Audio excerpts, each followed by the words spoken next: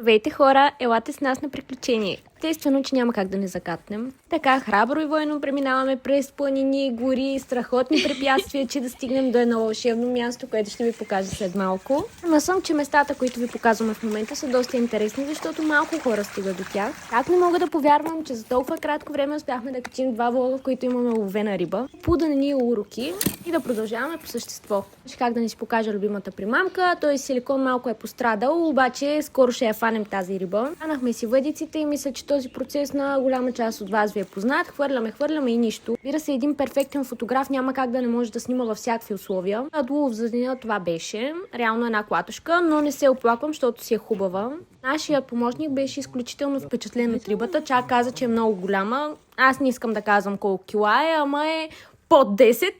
Та бях изключително впечатлена от луната и се надявам клипа да ви е харесал. До скоро и чао-чао!